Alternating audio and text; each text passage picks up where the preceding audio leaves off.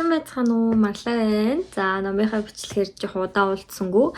Тэгээд энэ удаа сүүлийн үед уншиж байгаа номууд болон уншсан номуудынхаа апдейтийг хүргэнгээ аль нь таалагдсан, яаж унссан, тэгээд та бүхэнд санал болгох номуудаа танилцуулахаар бэлдээд хүрээд ирлээ.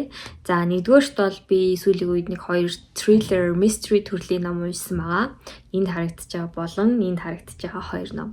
За нэгийг нь бол ингээд бодит бит хэлбэрээр уншсан. Энэ бол Стивен Кингийн Гаслан гэдэг роман байгаа. За тий би өмнө нь Стивен Кингээс юу уншижсэн бэ гэвэл завгүй. Өмнө нь би Стивен Кингийн Needful Things-ыг уншиж байсан. Тэгтээ яг дуусгаагүй. Ер нь бол юу гард нэлийн дээр үед уншижсэн юу гардгийг санахгүй байхгүй. Сая болохоор галсан л гэдэг таах. Гаслан романыг Misery баггүй. Англи нэр нь бол Misery гэж авчиг. Тэгээ Misery-г ингээ монгол хэл дээр орчуулагдсан байхаар нь уншиж үзэх тийм ингээд сэтэл төрөөд тэгээд авсан байгаа. За тэгээд миний хувьд бол ийм жоох ийм thriller маягийн зохиолыг уншиж байгаагүй, уншдаггүй. Гэхдээ Стивен Кингийн зохиолыг унших бол надад ингээд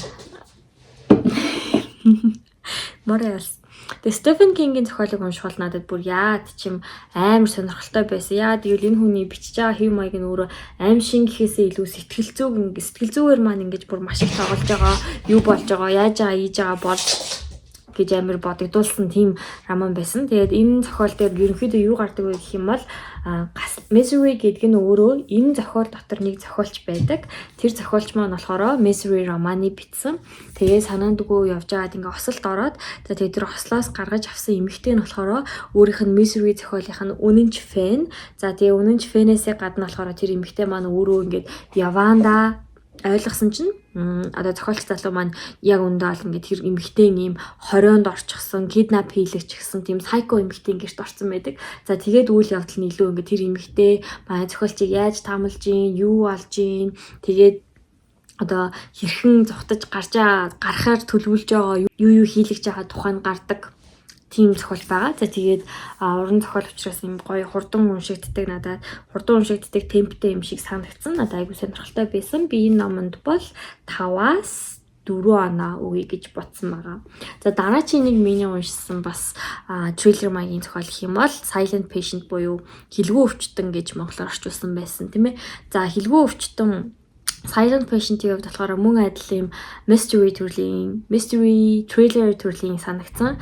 Эхлээд болохоор бас юм нууцлаг байдлаар хэлж байгаа юм. За тэгээ хамгийн номын одоо романы хамгийн гол үйл явдал бол төсвөл хүртлээ бол огт бидэнд ингээ юу болоод байгааг мэддэхгүй явсаар байгаад хамгийн сүүлд ингээ зангилаа номынхаа төгсгөлд гарч ирж байгаа нь болохоор тэр Silent Patient-ийн хамгийн гоё хэсэг байсан. Тийм болохоор надад би номыг ингээ спойлдгүйгээр ерөнхийдөө зүгээр яг өөрөө уншиж мэдрэх хэвээр тийм одоо юм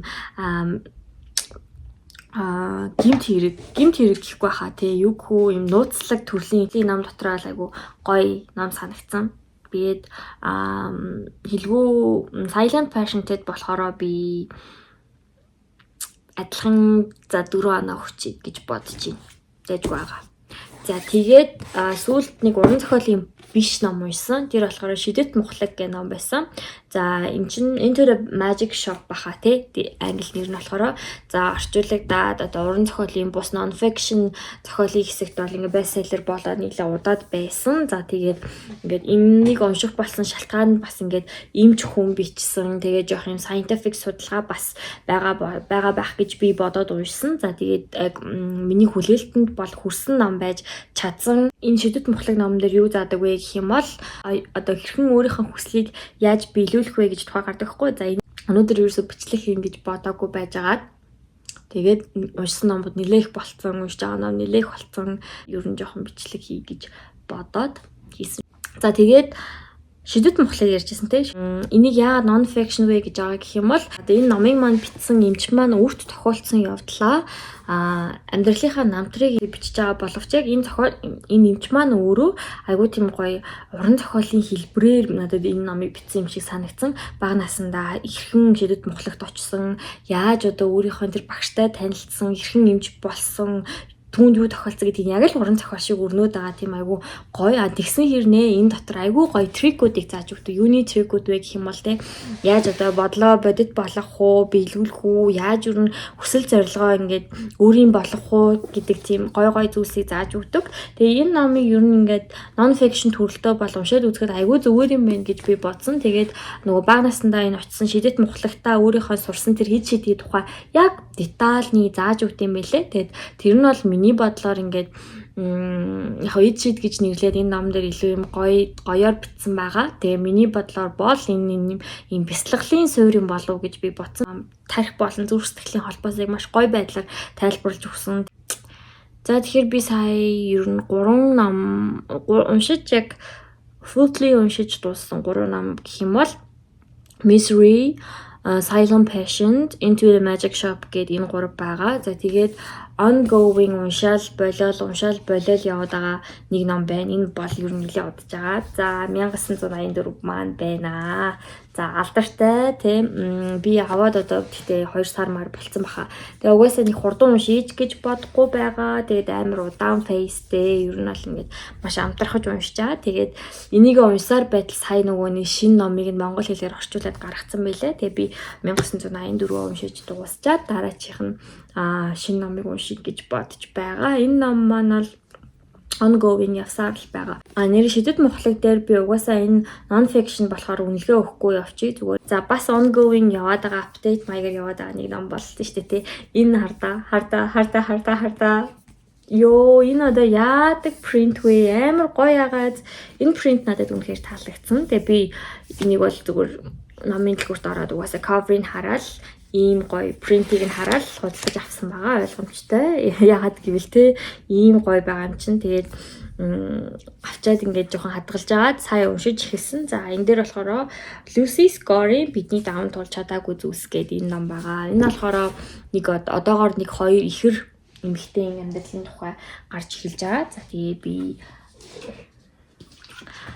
апдейт байдлаар уншиж дуусаад та бүхэнд хэрвээ таалагдах юм бол тусад бичлэг хийж оруулъя гэж бодож байгаа. Тэгээ үргэлжлээд дараачих нь sequel-ийн болов эсвэл зохиолчийн нь өөр ном юм болов ямар ч гэсэн яг адилхан ийм гоё print-тэй ягаан өнгөтэй номонд бас гарцсан байсан. Тэгээ уншиж дуусаад бичлэг хийх хэсгээ шийдээд хэлнэ. За нөгөө саяхан номын баяр болж өнгөрсөн. Тэгээ тэн дээр болохоор би бүр өөртөө энэ зам унших нэлээд олон номууд авсан байгаа. Тэгээд тэр номуудаа уншаад надад таалагдаад хүмүүст уншаасай гэж бодсон ном байх юм бол үргэлжлүүлээд бичлэг хийх болно. За өнөөдөр ингээд гинт зүгээр сууж байгаа бичлэг хий гэж бодоод иймэрхүү юм хэлээ. За тэгээд ном унших тухайд бол номоо уншсаар байгаа. Гэхдээ яг YouTube хийх бичлэгний ирч хүч бол айгүй суларсан. Яад чим сүүлд нөгөө нэг ингээд нөгөө өөрийгөө хайж олох даа зэн мактубтай бичлэг хийсэн. Тэрнээс хойш ингээд ном уншаад байгаа. Надад таалагдаад байгаа хэрнээ би ингээд яг бичлэг хийх хүсэл маань юусэн айгу баг болчихсон байсан. Нэг хэсэг нэлээд удаа явлаа. Тэгээд буцаагаад өргөжлүүлээд бичлэгээ хийнэ гэж бодож байна. Тийм л энэ да. За тэгээд надтай хамт байсан. Энэ хүртэл бичлэгийг маань үзсэн баярлалаа. Баяртай.